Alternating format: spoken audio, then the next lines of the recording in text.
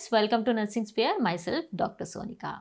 बच्चों, स्वागत है आपका मिडवाइफरी एंड ऑब्स्टेटिक्स के टॉपिक्स के डिस्कशन में। तो आज का हमारा टॉपिक है फर्टिलाइजेशन एंड इम्प्लांटेशन। पिछले वीडियोस में हमने देखा कि फंडामेंटल्स ऑफ रिप्रोडक्शन के बारे में, oogenesis, स्पर्मेटोजेनेसिस, ओवा क्या होता है, स्पर्म क्या होता है। उसके पहले वीडियोस में हमने ये जान लिया कि anatomy of reproduction, that is anatomy of reproduction, that is your female reproductive organs के बारे में जाना। तो इस वीडियो में हम क्या करेंगे, इस वीडियो में देखेंगे कि फर्टिलाइजेशन का मतलब क्या है और ये जो फर्टिलाइजेशन होके जो प्रोडक्ट ऑफ कंसेप्शन आता है उसको वो कहाँ पे इम्प्लांट होता है और कैसा इम्प्लांट होता है। चलो स्टार्ट करते हैं। पहला फर्टिलाइजेशन का मतलब क्या होता है? This is nothing but your process by which the male gamete, the sperm, or fuses with your female gamete, that is your ovum, to form a product that is called as zygote। जब ये male gamete और female gamete fuse हो जाते हैं, इससे क्या होता है, एक प्रोडक्ट फॉर्मेशन होता है, उसको क्या बोलते हैं हम लोग? zygote। The whole process is called fertilization. और मैंने ये एनाटॉमी क्लास में बताया था कि फेलोपियन ट्यूब में which is the most common part where your fertilization occur, that is your ampulla. Ampullary part of your fallopian tube is usually the most common site for fertilization।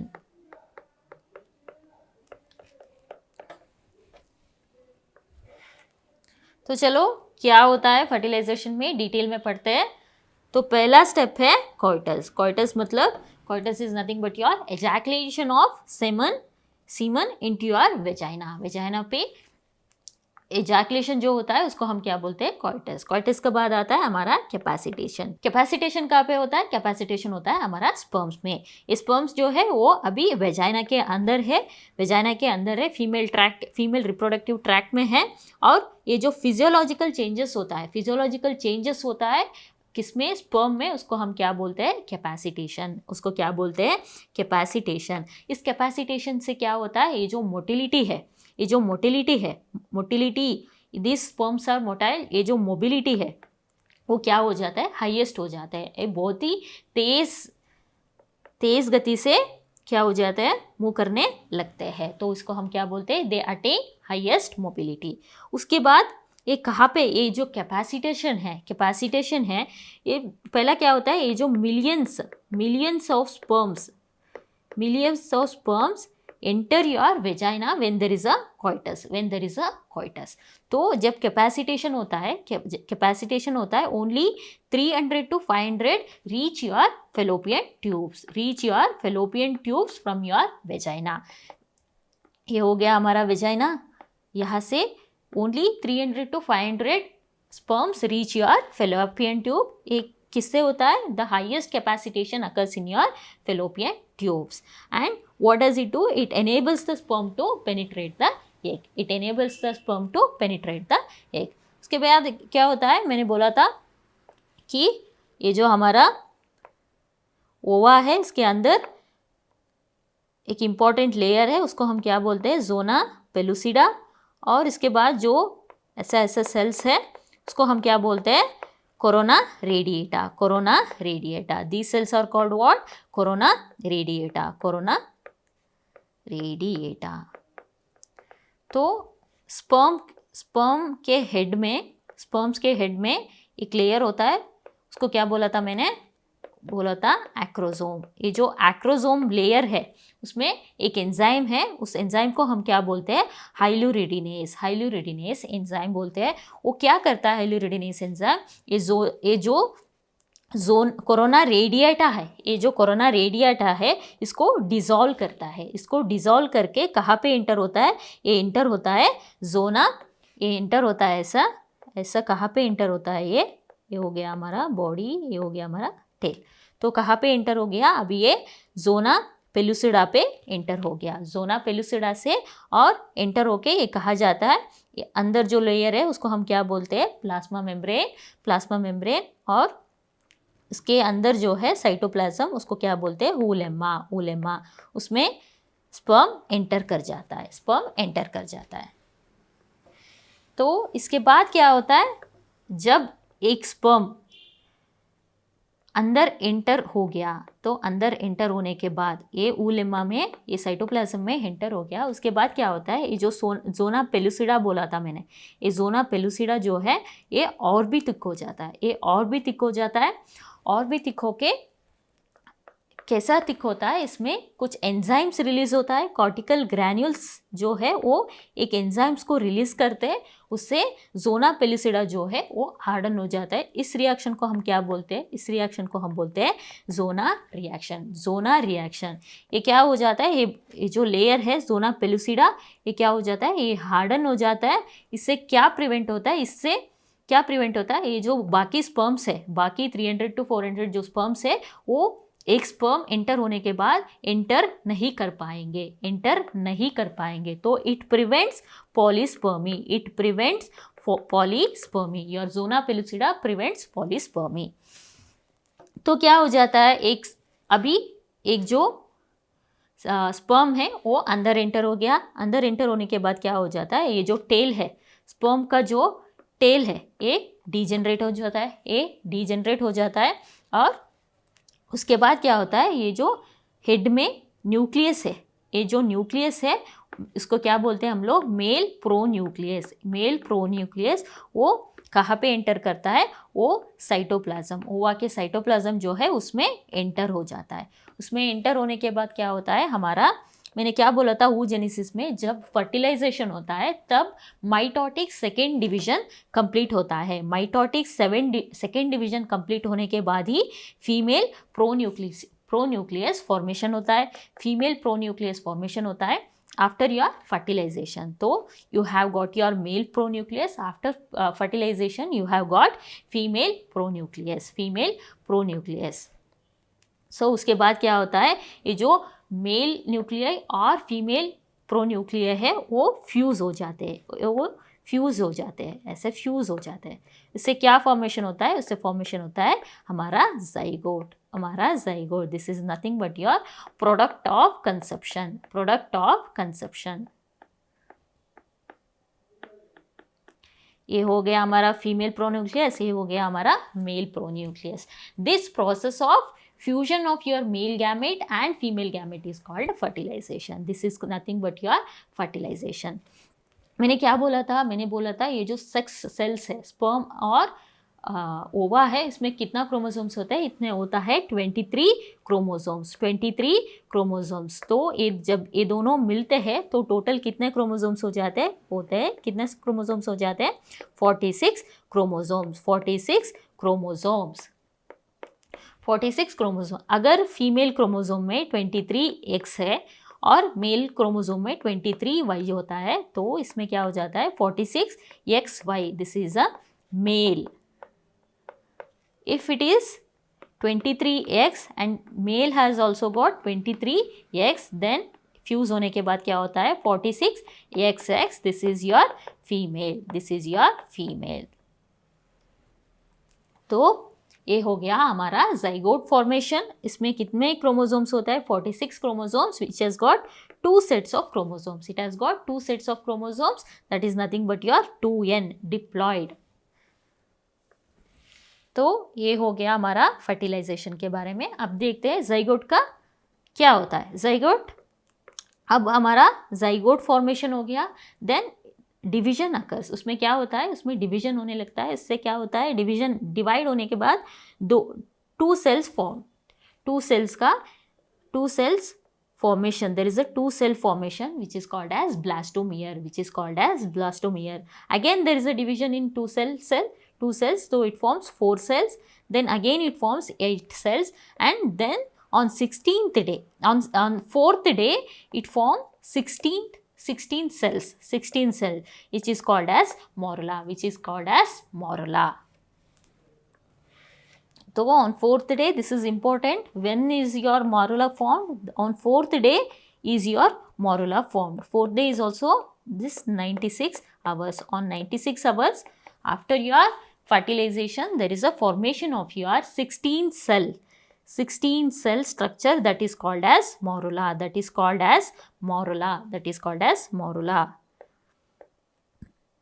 इसमें 16 sales पता नहीं इसमें है कि नहीं, लेकिन याद रखो कि इसमें 16 सेल्स होते हैं, उसको हम क्या बोलते हैं, उसको हम बोलते हैं morula. This structure is called as a morula.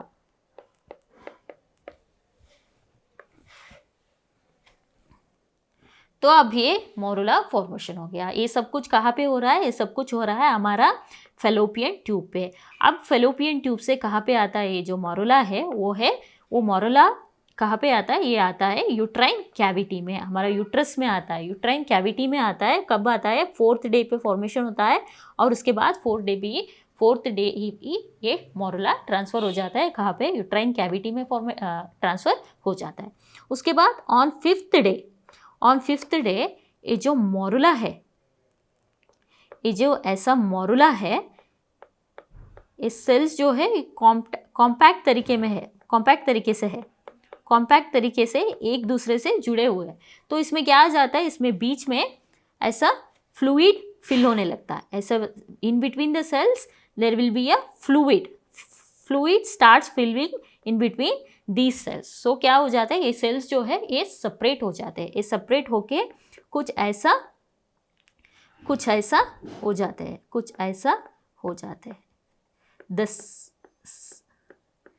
ऐसा सेपरेट हो जाते हैं। सो इसको हम क्या बोलते हैं, इसको हम बोलते हैं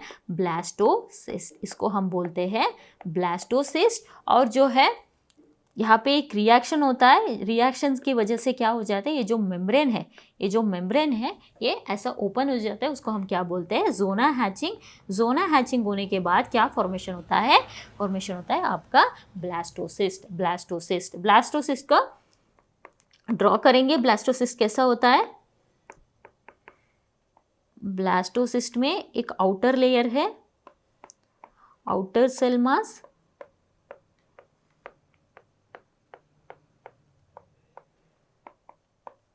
इसको हम क्या बोलते हैं, इसको आउटर सेल मास को क्या बोलते हैं हम लोग, ट्रोफोब्लास्ट, इसको बोलते हैं हम लोग ट्रोफोब्लास्ट।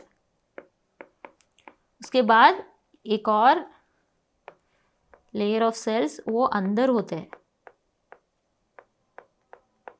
इसको हम क्या बोलते हैं, इनर सेल मास, और इसको क्या बोलते हैं, embryoblast. This are called as embryoblast. बीच में जो जगह है उसको हम क्या बोलते हैं, इसको बोलते हैं ब्लास्टोसील, इसको बोलते हैं हम लोग ब्लास्टोसील। ये हो गया स्ट्रक्चर ऑफ योर ब्लास्टोसिस्ट। उसके बाद क्या होता है, 5th डे पे क्या हो गया, ब्लास्टोसिस्ट फॉर्मेशन हो गया, और 6th डे पे क्या होता है, ये इम्प्लांट होता है। इम्प्लांटेशन मतलब अटैच होता है, कहाँ पे अटैच होता है, ये इम्प्लांटेशन होता है एंडोमेट्रियम पे। मैंने क्या बोला था, यूट्रस में 3 लेयर्स है, जो सबसे अंदर का लेयर है उसको हम क्या बोलते हैं, एंडोमेट्रियम। उसके बाद कौन सा लेयर आता है, उसके बाद आता है हमारा मायोमेट्रियम में क्या है, ऐसा फिंगर क्रॉस्ड मसल फाइबर्स होते हैं, उसको हम क्या बोलते हैं, myometrium is nothing but your muscular layer. ये जो ब्लास्टोसिस्ट है ये कहाँ पे जाके इम्प्लांट होता है, ये इम्प्लांट होता है एंडोमेट्रियम पे इम्प्लांट होता है। कहाँ पे, that is also very important, that is nothing but your posterior wall of uterus. ये कहाँ पे इम्प्लांट होता है, पोस्टीरियर वॉल ऑफ यूट्रस पे इम्प्लांट हो जाता है। एक क्वेश्चन हमारा नॉर्सेट में पूछा गया है कि कहाँ पे एग्जैक्टली कहाँ पे इम्प्लांटेशन होता है। तो चलो कुछ इम्प्लांटेशन के बारे में देखते हैं। इम्प्लांटेशन कब होता है, इम्प्लांटेशन होता है starts on 6th day. Complete कब होता है, 10 to 11th डे पे हमारा इम्प्लांटेशन कंप्लीट होता है। और ये इम्प्लांटेशन कहाँ होता है, मैंने पिछले भी स्लाइड में बताया था, ये इम्प्लांटेशन होता है पोस्टीरियर वॉल ऑफ यूट्रस। कहाँ पे, पोस्टीरियर वॉल ऑफ यूट्रस, उस पर भी एंडोमेट्रियम में इम्प्लांट हो जाता है। और ये posterior wall of uterus, which segment, it has got 2 segment, uterus has got 2 segment, upper segment and lower segment. This gets implanted in your upper segment. तो जब ये इम्प्लांटेशन होता है तब क्या होता है, ब्लीडिंग होता है। उस ब्लीडिंग को हम क्या बोलते हैं, हार्टमैन साइन। ये जो इम्प्लांटेशन है ये क्या करता है, ये एक कोने पे होता है, ये मिड लाइन पे नहीं होता है, ये साइड पे होता है, इसको हम क्या बोलते हैं, उसको हम बोलते हैं eccentric implantation. This is called as eccentric implantation. और ये जो उसके बाद जब भी प्रेगनेंसी बढ़ता है तो क्या हो जाता है, asymmetrical enlargement of your uterus, asymmetrical enlargement of your uterus, क्योंकि ये एसेंट्रिक इम्प्लांटेशन हुआ था इसलिए asymmetrical enlargement of your uterus. और इसको क्या बोलते हैं, इस टाइप ऑफ इम्प्लांटेशन को क्या बोलते हैं हम लोग, interstitial implantation. This is also called as interstitial implantation. मैंने बताया था कि ये जो इम्प्लांटेशन है वो सिर्फ एंडोमेट्रियम पे होता है, एंडोमेट्रियम पे होता है। ये मायोमेट्रियम, ये जो नीचे का लेयर है मायोमेट्रियम, इस पे नहीं होता है, इस पे नहीं जाता है ये प्रोडक्ट ऑफ कंसेप्शन। ये जो ब्लास्टोसिस्ट जो फॉर्मेशन होता है ये सिर्फ का और सिर्फ कहाँ पे होता है, ये एंडोमेट्रियम पे इम्प्लांट होता है। और यहाँ पे एक लेयर होता है वो प्रिवेंट करता है, क्या प्रिवेंट करता है, ये जो जाइगोट है, ये जो जाइगोट है इसको प्रिवेंट करता है मायोमेट्रियम में एंटर करने से। उस लेयर को हम क्या बोलते हैं, नीटाबुश लेयर, नीटाबुश लेयर। इस लेयर को हम क्या बोलते हैं, नीटाबुश लेयर। वो क्या करता है, it prevents excessive deep implantation into myometrium, myometrium. This is all about your implantation, and then we'll see next thing we'll see is decidual reaction. A decidual reaction क्या होता है, decidual reactions are nothing but your changes which occur in your endometrium. जब fertilisation होने के बाद जो भी changes होता है हमारा एंडोमेट्रियम में, उस सारे रिएक्शंस को हम क्या बोलते हैं, डेसिडियल रिएक्शंस बोलते हैं। क्यों होता है ये रिएक्शंस, ये क्यों होता है, ये यूट्रस को प्रिपेयर करता है, प्रिपेयर करता है आगे की प्रेगनेंसी में जो चेंजेस होने वाला है उसके लिए ये यूट्रस को प्रिपेयर करता है और सपोर्ट करता है यूट्रस को। ये कौन सी हार्मोन के अंडर होता है, ये होता है progesterone. It is under the influence of progesterone. तो decidua is nothing but your pregnancy का जो एंडोमेट्रियम है उसको हम क्या बोलते हैं, डेसिडुआ बोलते हैं। उसको क्या बोलते हैं हम लोग, डेसिडुआ बोलते हैं। इसमें 3 लेयर्स है, मैं बताती हूँ कैसा है। जो सबसे बेस में होता है, एंडोमेट्रियम का बेस में होता है, उसको हम क्या बोलते हैं, बेसालिस, उसको हम बोलते हैं बेसालिस। और ये हो गया हमारा बेसालिस। उसके बाद ये क्या है, ये है हमारा प्रोडक्ट ऑफ कंसेप्शन, उसको हम क्या बोलते हैं, ब्लास्टोसिस्ट। अभी तो ये ब्लास्टोसिस्ट हो गया। इसके बेस में जो एंडोमेट्रियम है उसको क्या बोलते हैं, बेसालिस। और इसको जो एंडोमेट्रियम इसको कवर करता है उसको हम क्या बोलते हैं, डेसिडुआ कैप्सुलारिस, डेसिडुआ कैप्सुलारिस। कैप्सुलारिस मतलब कैप्सूल, मतलब it is covering the product of your conception. उसके बाद बाकी जो एंडोमेट्रियम होता है उसको हम क्या बोलते हैं, डेसिडुआ पैराटाइलिस, डेसिडुआ पैराटाइलिस। तो इस डायग्राम पे आप देख सकते हैं ये जो base of the endometrium is called as your decidua basalis. उसके बाद जो प्रोडक्ट ऑफ कंसेप्शन को कवर कर रहा है उसको हम क्या बोल रहे हैं, उसको हम बोल रहे हैं डेसिडुआ कैप्सुलारिस। और उसके बाद बाकी जो एंडोमेट्रियम है उसको हम क्या बोलते हैं, डेसिडुआ पैराटाइलिस, डेसिडुआ पैराटाइलिस। तो ये हो गया हमारा डेसिडुअल रिएक्शन के बारे में। अब देखते हैं चलो व्हाट इज ब्लास्टोसिस। ब्लास्टोसिस में क्या बोला था मैंने, ब्लास्टोसिस में 2 लेयर्स होते हैं। The outer cell mass is called as your trophoblast. This is called as trophoblast. और इसके अंदर एक और सेल मास होता है, उसको हम क्या बोलते हैं, इनर सेल मास, और it is called as embryoblast, it is called as embryoblast. तो अब देखते हैं, चलो पहले शुरू करते हैं। ट्रोपोब्लास्ट है। ट्रोपोब्लास्ट क्या बोला था मैंने, आउटर सेल लेयर। वो क्या होता है, डिवाइड होता है और एक डिवाइड होके एक सिंगल सेल लेयर बनता है, सिंगल सेल लेयर बनता है, उसको हम क्या बोलते हैं, साइटोट्रोफोब्लास्ट। और जो मल्टीपल सेल लेयर बनता है उसको हम क्या बोलते हैं, सिंसिशियोट्रोफोब्लास्ट। सिंसिशियोट्रोफोब्लास्ट। ये जो सिंगल सेल लेयर है उसको हम क्या बोलते हैं, साइटोट्रोफोब्लास्ट। उस साइटोट्रोफोब्लास्ट से दो चीज़ आता है, एक आता है कोरियोनिक फ्रंडोसम, एक और है कोरियोनिक लीवे। तो कोरियोनिक फ्रंडोसम क्या होता है, कोरियोनिक फ्रंडोसम होता है, देखो यहाँ पे जो इस डायग्राम को ध्यान से देखो, यहाँ पे ये डेसिडुआ के बेस में कुछ ऐसा फिंगर लाइक प्रोजेक्शंस है, ऐसा फिंगर लाइक प्रोजेक्शंस है, उसको हम क्या बोलते हैं, उसको हम बोलते हैं chorionic frondosum. Chorionic frondosum is nothing but your finger like projections present near your decidua basalis. Is nothing but your chorionic frondosum. ये किस में हेल्प करता है, ये हेल्प करता है formation of your fetal side of placenta is by your chorionic frondosum. then we have chorionic cleve.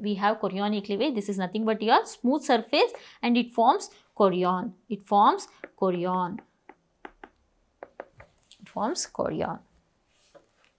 तो ये हो गया हमारा सिंगल सेल लेयर साइटोट्रोफोब्लास्ट से क्या आता है, chorionic frondosum is nothing but your finger like projection which are present near your decidua basalis and क्या करते हैं ये, formation of your fetal side of your placenta. And from cytotrophoblast we also have chorionic laeve which is the smooth surface and which forms chorion. And we have multiple cell layer. Multiple cell layer is called as syncytiotrophoblasts. What is syncytiotrophoblasts? क्या करता है ये secrete करता है beta HCG को। Beta HCG क्या होता है, secretion होता है। कब, प्रेगनेंसी में जब बीटा HCG secretion होता है तभी हमें पता चलता है कि ये जो हम यूपीटी टेस्ट करते हैं उसमें क्या टेस्ट करते हैं, ये बीटा HCG को टेस्ट करते हैं। ये कौन सा स्ट्रक्चर, कौन सा लेयर सेक्रेट करता है, syncytiotrophoblast secrete your beta HCG। और एक और फंक्शन है इसका, it act as a barrier to prevent what, mixing of your fetal and maternal blood. And this is the part which is going to invade your endometrium. एक कौन C part है, ये endometrium में जाता है, which is the one going to invade your endometrium. चलो देखते हैं ट्रोफोब्लास्ट से क्या आता है और इनर सेल मास से क्या आता है। Inner cell mass is also called as your embryoblast.